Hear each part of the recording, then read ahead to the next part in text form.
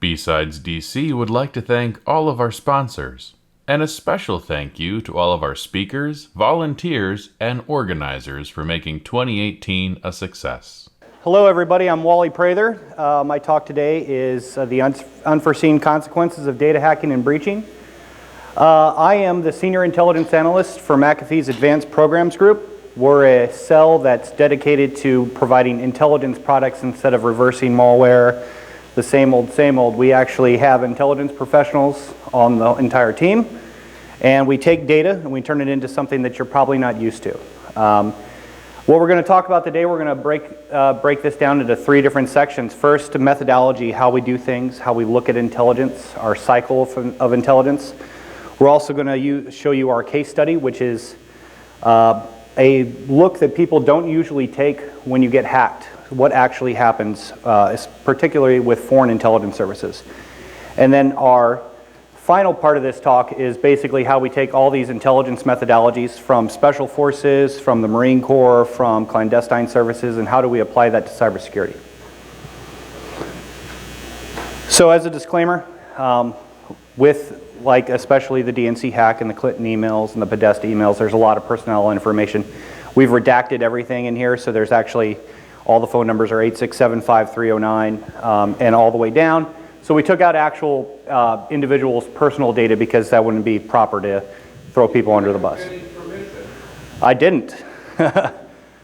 That being said, second point is none of the data in here is meant to be political at all. And so think of it this way, you know, political hacking is nothing new, but the largest hack that ever happened was the DNC hack.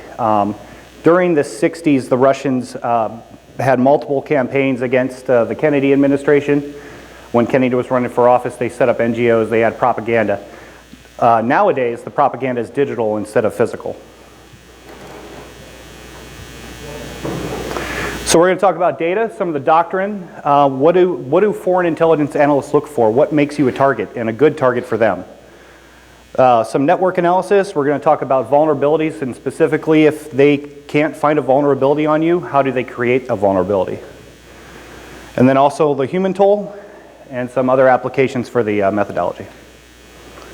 So what do foreign governments look for? It's called human intelligence. It's one of the oldest professions in the world. If you've ever read about American history, you'll know that George Washington spoke very highly of his spies. It was, most of the intelligence back then, obviously, was human intelligence. So what does foreign intelligence services look for? They look for adversary intelligence people, they look for heads of state, heads of municipalities, teachers, university professors, they look for tribal leaders. They don't just look for everybody on the top, they also look for the middlemen, guys, and also people at the bottom of the food chain, per se. They need people who can plug thumb drives nowadays into servers. They need people who can pick up trash from companies, organizations.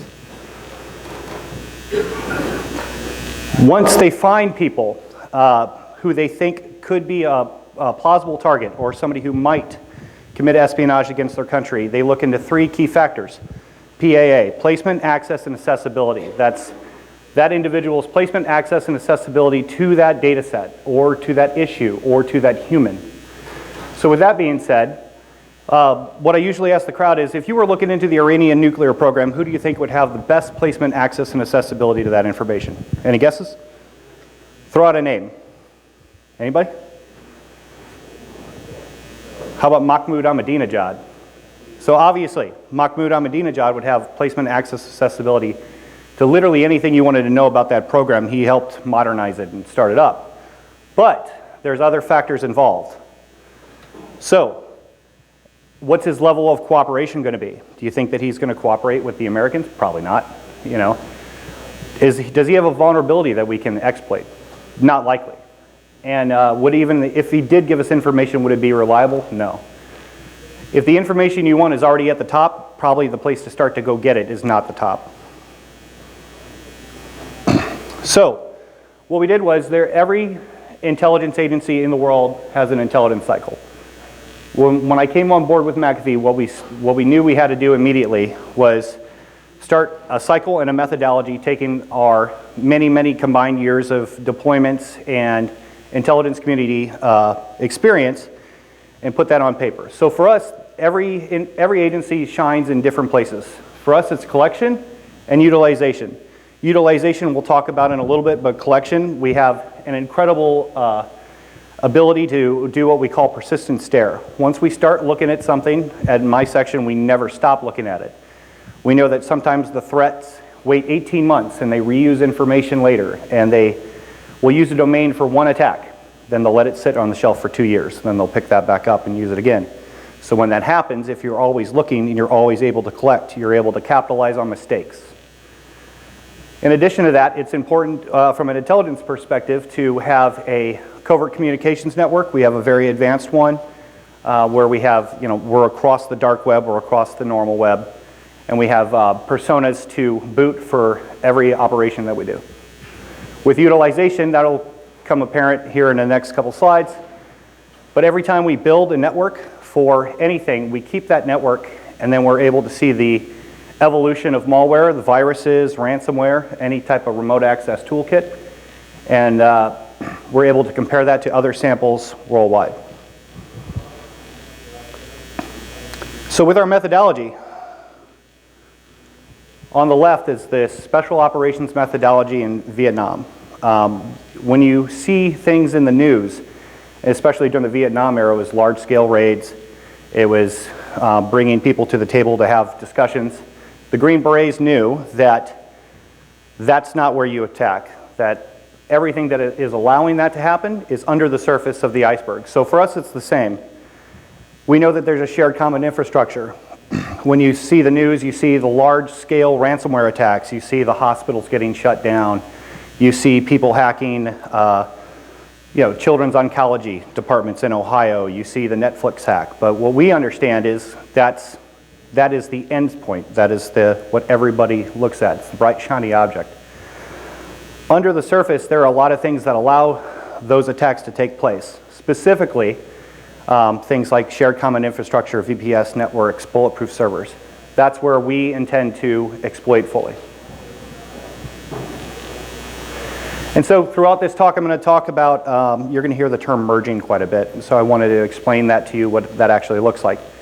This is Adwind, Remote Access Toolkit. On the top left is the IP addresses. On the top right is the domains. So when I say merging, it's taking two or multiple pieces of data, putting them together, and then at the bottom, that's what that network looks like. So we're going to get into the DNC hacks. The DNC hack and the data that was pulled from there, also the Clinton emails and the Podesta emails. So like any organization, they had personnel data, and it looks like a lot of different forms. They also obviously had financial data. This is Hillary Clinton's travel by plane and the dollar amounts and the times when she traveled. And this data, I have tons of slides on this.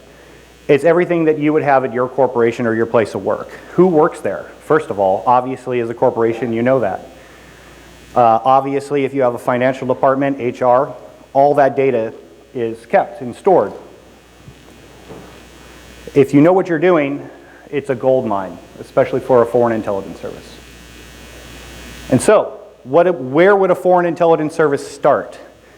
So I started when I used to do that for a living, where would I start? I would look at the personnel within the organization. So let's say I'm Russia and my goal is to infiltrate the DNC. Where would you start? You have to know who works for it. So this is a simple macro to micro of what that looks like. So for this slide, it's constituent services. Who's in constituent services? What's their phone numbers? What's their emails? Real simple. Here's another example. Party affairs. What is the DNC going to do next? What is their future planning? The Democratic Policy Committee, if you wanted to know what their policies are going to be in the future. And this is just phase one. This is just taking the data they have and not enriching it at this point. Just taking a look to maybe start planning on a targeted effort elsewhere. With our methodology, once you have data, you're able to look at things by location. So for this example, New York, let's say the example from an intelligence perspective would be you're a Russian case officer and you're talking to your assets, and you would say, hey, listen, what's it like working in DC? And the agents come back to you and they say, well, It's not a good place to work. Second, we leave the embassy or our safe house, we're followed 100% time, real time, and we can't get anything done. Well, how's New York? Well, New York, we can work there. So with the methodology, you take all these location data and like all your donor data. And so what we see as analysts is like in New York, we'll see a skyscraper, a residential apartment complex. And we see, hey, okay, well the 32nd floor, 60% of the people donated to the DNC or at least submitted on some level for more information or a flyer or a sticker. What you can do then is you can start changing ideology through propaganda. So you know that that floor, 60%, 80% of the people on that floor in that building, for say, subscribe to this ideology. You can start swinging that ideology if you already know where the base is. Credit cards. So financially, it was when I got a hold of this data, I was shocked. So if you have your company and you have company credit cards, please don't put all the cards on one Excel spreadsheet and then the people who own them and then a picture of the front and the back and all the information. And then the card owner's personal identification number, all the pedigree information, including mother's maiden name. Don't put that all in the same Excel. And don't, please password protect it if you do. So when I got that, I was like, oh my goodness. It's like, oh, now I got Mahmoud Ahmadinejad's credit card and her personal cell phone. So, with just that amount of data, I mean, even if you're a foreign intelligence service, you don't care about the credit cards. But what you can do with that is you can start a harassment campaign and you can keep that ongoing and ongoing and ongoing. Once you raise the stress, people start making mistakes. If you have an organization, and it's probably not a good idea to make a list of your friends and a list of your enemies, because that can be used against you. Phishing campaigns, for say. We'll cover that more in just a little bit. Amongst the emails and amongst the DNC data, we found basically a huge 1,000-person list of friends and 1,000-person list of enemies, or do not contact this person under any circumstances, preferred press lists, etc. With this list also that was included, we'll cover that a little bit in just another slide, is this person donated a lot, so they have preferential treatment at this dinner or this meeting or this event. So, donor specific. Money works the same way as personnel networks. So what we did was we took all the DNC donor information, took it by basically the individual Excel spreadsheet or the text documents, and we took all that data and we merged it together. And you see here, quite a large volume of data. So what do you do with that? Why is that important? I mentioned phishing campaigns, so let's say you want to start targeting people. Why not go after the $5 to $10 million donors? That would be great. They obviously have money to donate 5 to 10 million, so good chance that in some way you can start rolling. What I would do, but my legal department shut me down, was I was planning on going in and emailing all these people, about 1.25 million, and I was going to offer them free 18 months credit monitoring because of the hack. It's going to spoof the email, and then once they click on the button, just it goes to a website, shows us a clicker. But our legal department said, absolutely not, no way. So here's another example. This is the 10 to 25 million.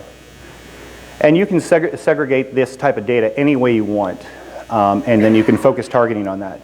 Because this is just this has been dubbed down. There's more information behind all this data.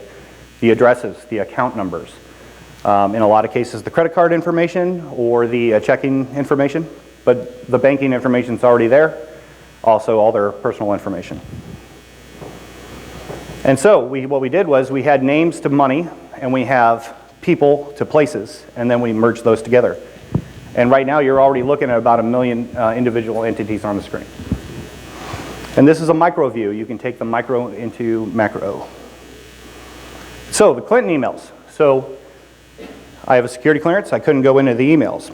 But what I did was we figured out, we had them all in a zip file, and we gave each email an individual unique identifier, and then we had sender and receiver. And the program we're using, by the way, to do all this is called Analyst Notebook. It's owned by IBM i2. And so we have a color. Okay, I forgot to mention it. Green is money. We have a color coding. Blue is communications. So this is when we enriched it and took a look at it. So what does this tell us? What is this? This is the communication network. This is actually a better representation. So you see how there's clusters of people? And those are people and the communications going out. What we do is we do social network analysis and the Pareto distribution, which we'll talk about in just a little bit. But once you take out the clutter, what's left in the middle is the people who talk the most. Now sometimes there's false positives here. Those false positives can be people like an executive assistant who sends out email, HR who sends out group and mass emails. Those are pretty easy to identify. Outside of that, once you're looking at communications, once you identify the people who talk, you have a target. This guy talks a lot. He has a lot of influence within the network. He's easy to spot. He might be easy to turn. And so here's what a cross-section looks like, taking it from macro to micro. So this is just in the middle cluster. That's just one gentleman, how he talks, and how that information spreads elsewhere.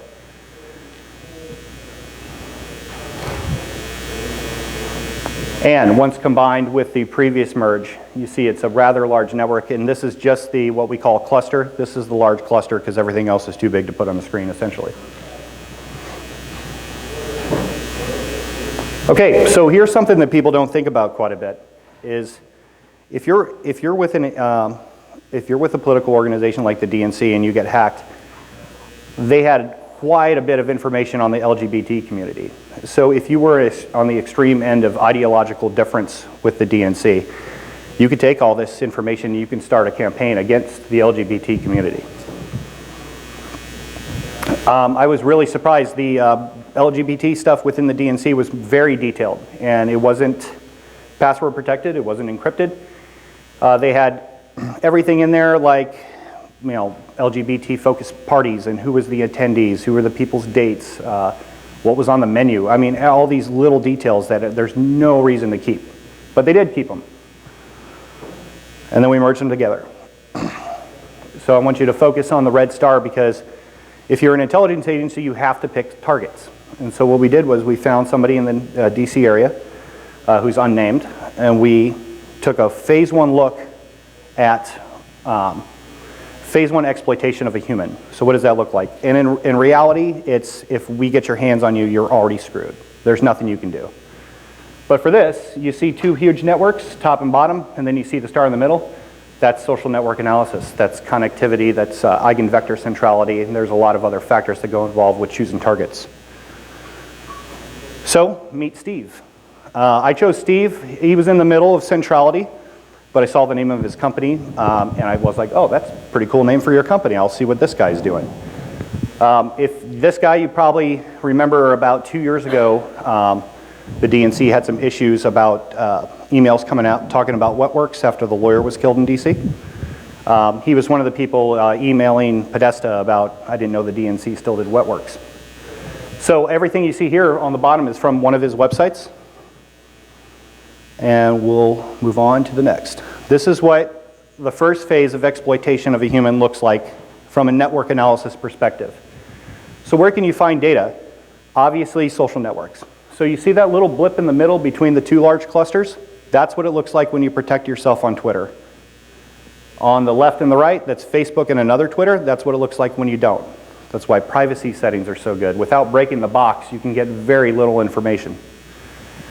Outside of that, he's a lobbyist. He gets paid by a political organization. All that is on file with the Library of Congress. So every financial transaction that's ever been made to him or his companies is publicly available. That tells you a lot.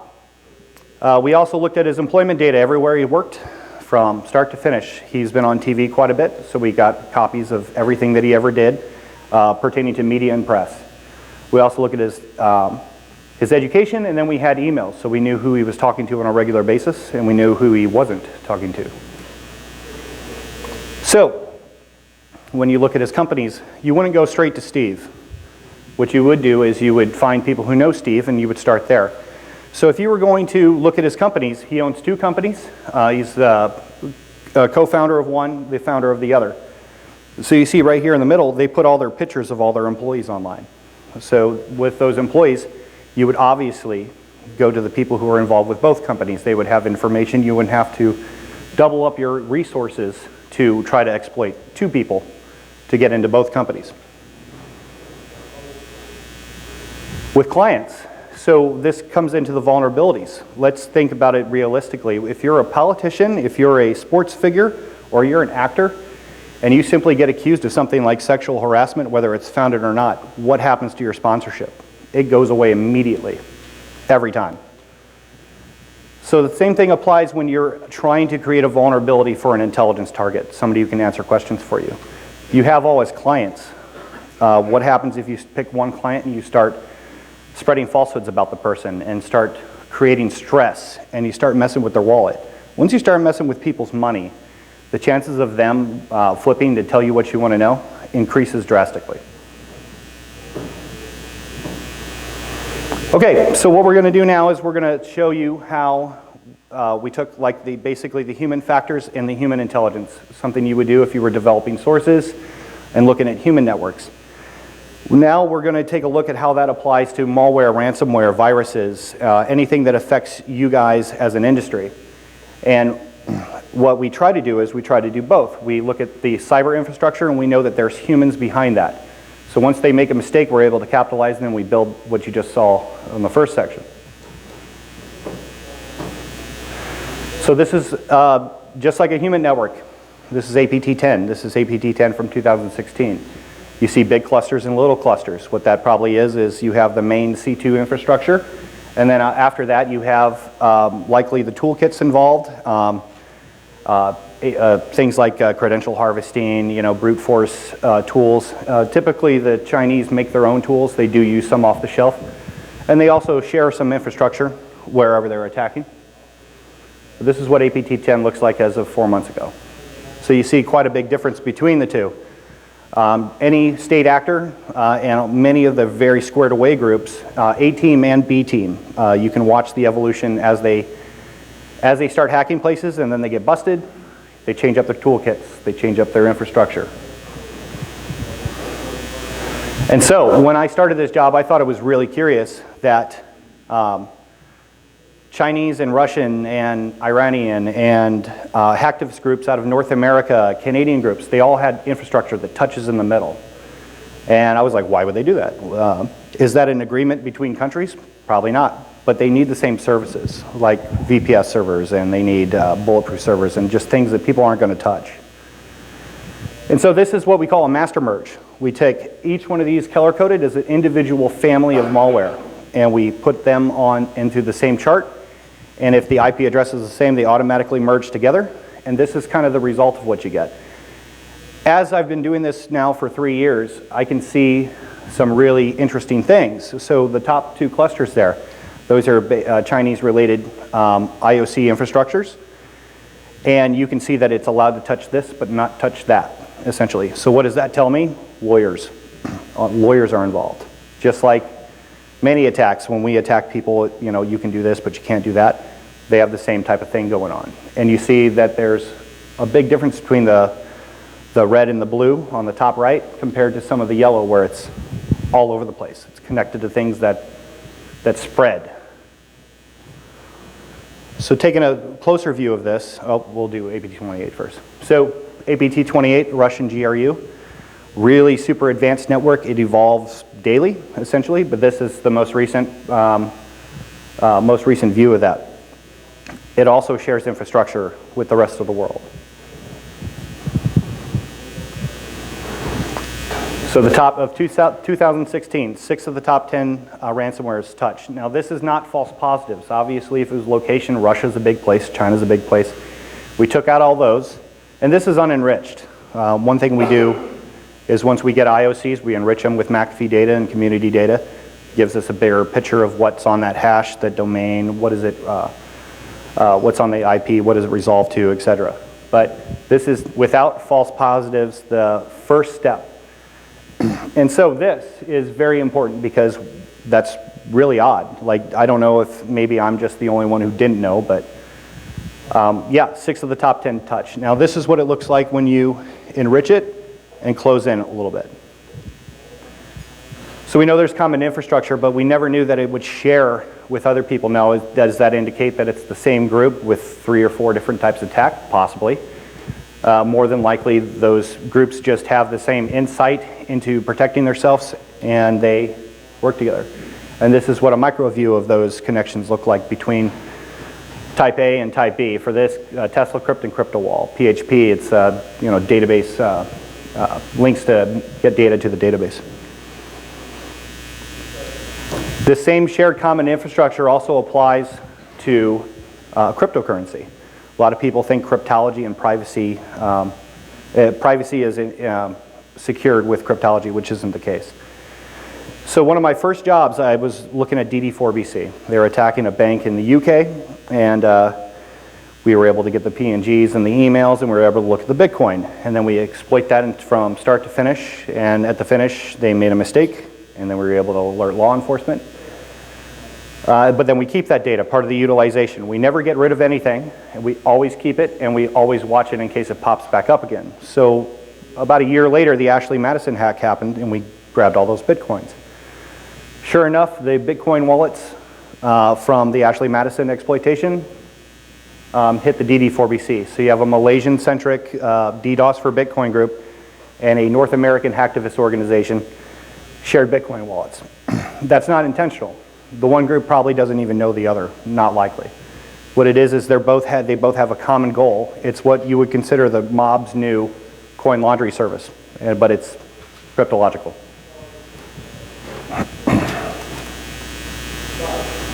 And so with always taking a look at something, whenever they make a mistake, able to capitalize on it. And so for this has to do with WannaCry. So when WannaCry, the whole purpose of committing some of these crimes and these cyber threats is to get paid. So if you're always watching the Bitcoin, the blockchain, once they make a mistake, they made it. And then you can take that and you can enrich it, and then you can watch it, and then something's on your list. So this is an example of what that looks like. Basically what we think was one of the attackers made a transaction from their Bitcoin wallet on their computer, and they probably forgot to turn on their security settings. Maybe they forgot their VPN or something. And then you got an IP address, and then what's housed off that IP address, and what files, what hashes. Okay, so this is really cool if you're a total nerd like me. But the Pareto distribution, it's an 80-20 factor. It's typically used to explain differences in sociology, but it also applies to basically everything in the universe. 20% of the stars have 80% of the mass. The same with trees that break the canopy, same with heights of mountains that go over a mile or two or something like that. But it also applies to cybersecurity. So what does that actually look like? So this is Adwind, another Adwind when the Pareto distribution is applied. So we apply social network analysis and we look at the clusters. The center of the cluster is what essentially allows the cluster and everything to work. So it's kind of like cutting the head off the snake. The body fails. So what we're identifying is basically the multiple head pariah that's in here. And then once you get this, you simplify basically a huge giant network into a really simple infrastructure. And this is where you want to spend most of your time and most of your dedication. You want to, if this is part of a threat, this is what you blacklist first, or this is any way you can exploit it, this is where you start. Okay, so in closing, I hope you got something out of this talk. I've been wanting to talk at BSides DC for quite some time. But as you're doing things, the artifacts of your life, they're all over the internet. Those will be used against you if you're up against a government. Absolutely. They know how to collect it. They know how to control it. They know how to maintain it. And they know how to find it. The DNC hack tells us one thing, that you need to adequately protect yourself.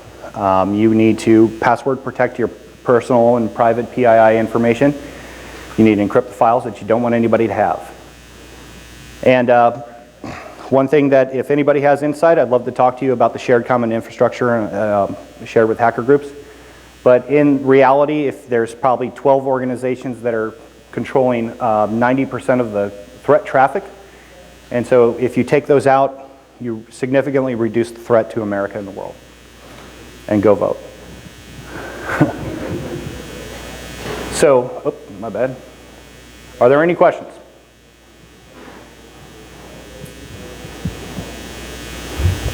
None at all? No. Yeah, there we go.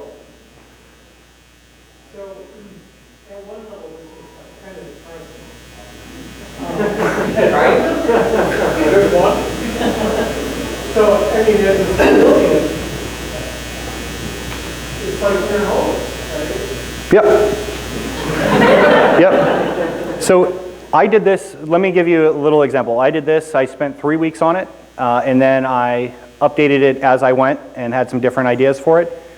If you, with that data set that I did this with, if you were a government and you had a team like a Fusion Cell where you had a collection manager, probably somebody SIGINT imagery, HUMINT, you would be, this whole project would have been done times 10 in a week, tops.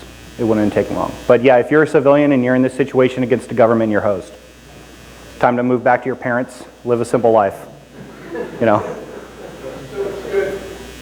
Most of us aren't important. Well, yes. So that's the one thing. Are you a target or not? That's where placement, access, and accessibility comes in. So if you're at a senior level of something, or you're like a systems, they go for systems administrators quite a bit and IT staff.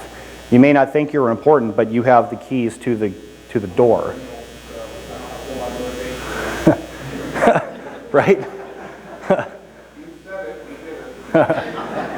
But don't think you're not the way to think is that don't think that you're not a target because of who you are, because you don't know that your adversary's goals, essentially. You might be a target because you're a millennial and they may think that you're lazy, so they may think that you didn't do what you needed to do to protect yourself, so they may target you to get what you know to get to something else. You may just be a stepping stone. Super not important. Super not important.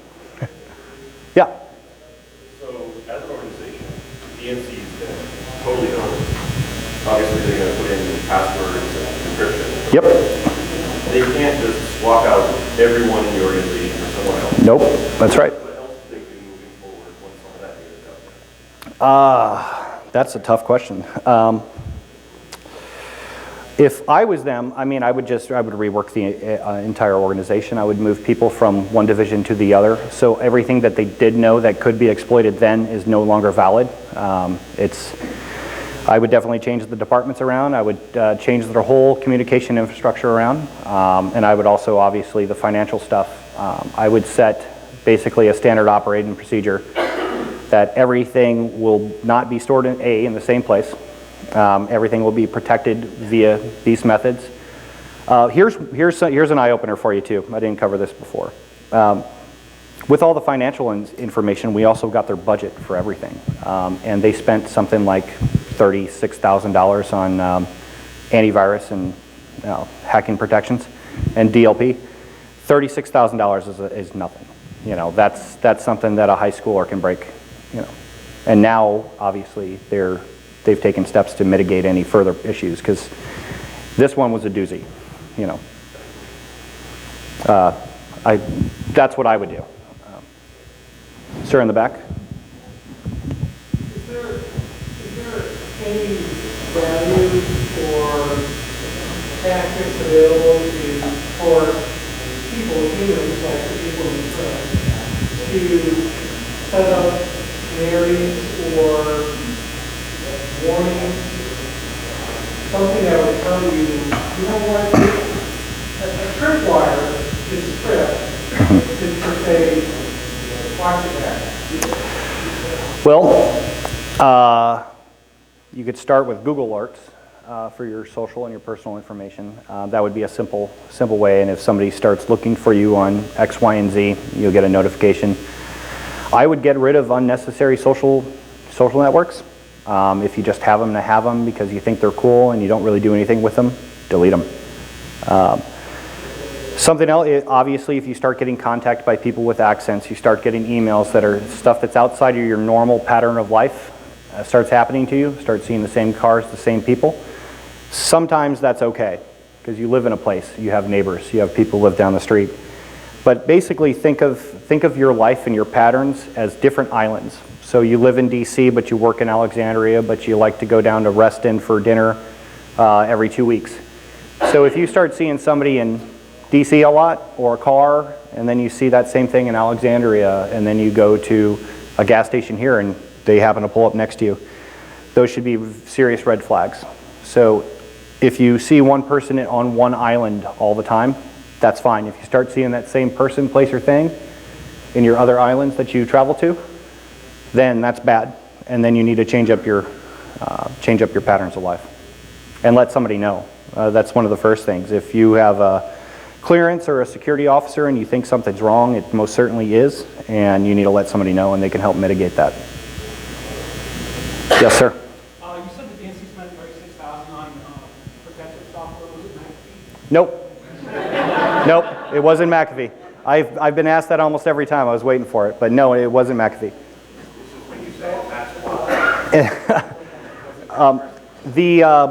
Judging by the indicators of compromise, if they would have had McAfee and it would have been updated, it would have caught everything that needed to be caught to not have the DLP kick. So, anybody else? Any crazy questions? Anything? Well, I am going to be here for the remainder of the day. If anybody doesn't want to speak up now, I'm more than happy to answer your questions. I have cards if you'd ever like to come and visit us in Columbia, Maryland. We're more than happy to have you. This is the one thing that I like to tell people, this is really about 5% of what we've had the pleasure of exploiting since my time at McAfee. So, but thanks everybody for your time. Really appreciate you coming, and thanks for coming to BSides DC.